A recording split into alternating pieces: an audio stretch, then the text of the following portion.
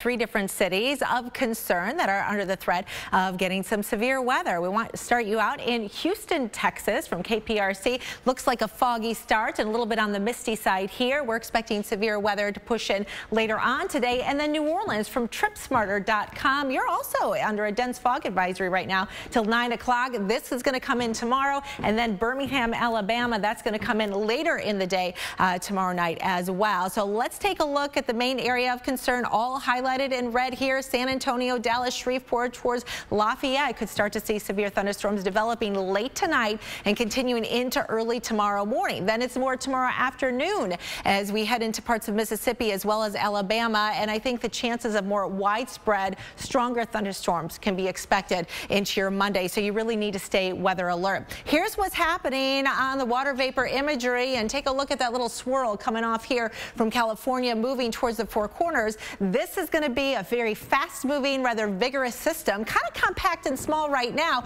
but very easily trackable as it moves through Arizona, right along the border there with Mexico and New Mexico, and then heads into western parts of Texas, this mid-level disturbance by early tomorrow morning, even before you wake up. Now, ahead of that, and we're going to start to watch that moisture surge in from the south. Check out your dew points. We're talking dew points near 70 degrees in New Orleans, as well as down towards Corpus Christi, so ample moisture is in place. On top of that, we do have some strong wind shear that is going to increase those chances that we could get a couple of tornadoes out of this. And the highest available energy kind of stretches from Houston into the panhandle of Florida. Here's that wind shear I was talking about, pretty widespread and available. We'll see turning winds with height along with increased speed, and that means we could get a couple of those tornadoes. Timing this all out for you, watch it moving towards Dallas and San Antonio early tomorrow morning, even in the pre-dawn hours, moving towards Louisiana by the midday hours tomorrow, and then heading into the deep south late afternoon into the early evening hours. Everybody in this location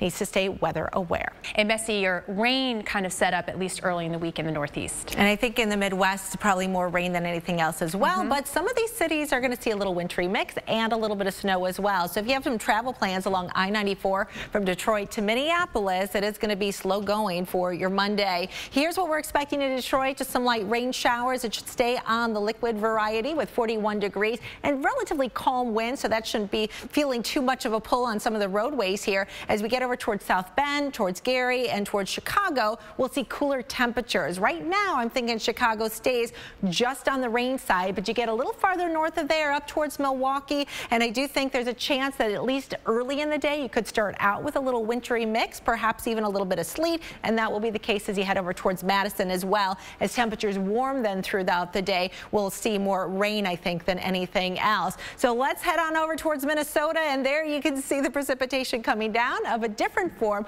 We're talking snow in Minneapolis. I think the southern suburbs probably getting more like 1 to 2, maybe 3 inches, but northern suburbs could see a little bit of a boost on that, more like 3-4 inches or so. And that gets us traveling, right? Now, do you know what to do if your car gets stuck in some of this snow? Well, meteorologist Mark Elliott has some helpful winter of weather to get you through the next 7 days. Are you stretching? Stretch it out. Stretch. All right. We would continue to see some of the wet weather across the southeast, but we're really focusing too on all the wintry weather we have across the west. Yeah, lots speckled all across the country. We are concerned about some severe weather threat later on this evening. We've got a Torcon of a 3 in eastern part. Weather threat kicks in. And have a way to get warnings because it moves, it continues really here on into Monday. So a big concern here as well. New Orleans, Jackson, even though as you get closer to Mobile and Birmingham tomorrow, the threat for severe weather. But look at the mess as you head farther to the north. It's the iciness and it is the snow. Yeah, freezing rain, Mason City, snow in Minneapolis, and snow across parts of the west as well. We're going to see that cold air come in right behind that system. Check it out, -2 in Billings. We've got a live picture for you. Great Falls, Montana. Oh, Great Falls, are you ready for some cold? Overnight low temperatures too. We do focus a lot on those high temperatures, but those low temperatures with this air mass are going to be pretty brutal. So Wednesday's really starting to settle in. Notice all of the wet weather in the east is pushed out, but it is making way for that cold air. Yeah, it's the conga line of storms too. They continue to come into parts of the west, track their way across the country. We'll see more rain in Los Angeles for you on your Wednesday, 62 degrees, 50s for you in San Francisco with rain there as well. Remember the 70s in Dallas? Yeah, they're into the 40s here by the middle of the week. Thursday, we're still sitting at 48 degrees for a high. Watching some of that snow, that I-70 corridor may be pretty tricky, even as you head towards Lexington and Louisville come Thursday. That's getting pretty far south, definitely, especially to see those wintry conditions. The cold air settles in across parts of the east, and here comes that system for up and down the eastern seaboard for you Friday. So if you're thinking about traveling next weekend, we could have problems. New York City, Boston with some snow and 31 degrees. Yeah, we will definitely be keeping an eye on this part of the weather system too. It's never a good thing to see some of that iciness in the mid-Atlantic and the south. Meanwhile, it is more snow, more unsettled weather across the west. I know, just can't get a break here, especially late in the week and into the weekend. Good to see the snow, though, filling in across parts of the sea areas. We'll get another nice fresh batch there. Chilly temperatures. We'll keep an eye on you in Seattle with only 36 degrees for your high. Are we going to get more snow later into the weekend next week in Seattle? I know, right? But look at how January is looking like January here on this map, right? A lot of teens and 20s for highs. We're into the 20s for highs in Boston.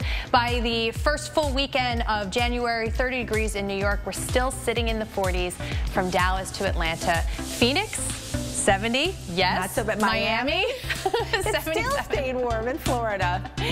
Much more to come. Favorites. Yes, you are. I'm just petting my Nittany Lion. Go Lions. It's all right, Trojans. I'll cheer for you. Oh, Why not? Somebody has to, right? Yeah, although your Lions are favored.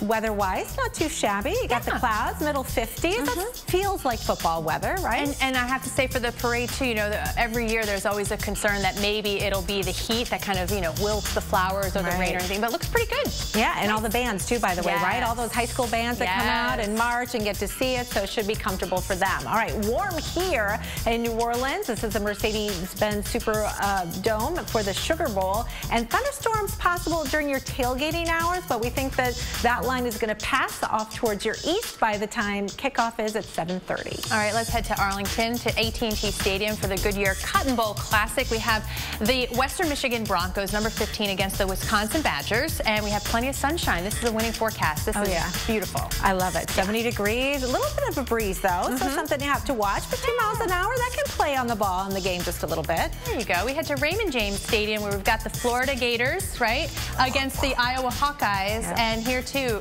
very nice. Florida wins again. I got to cheer for my Hawkeyes, sorry.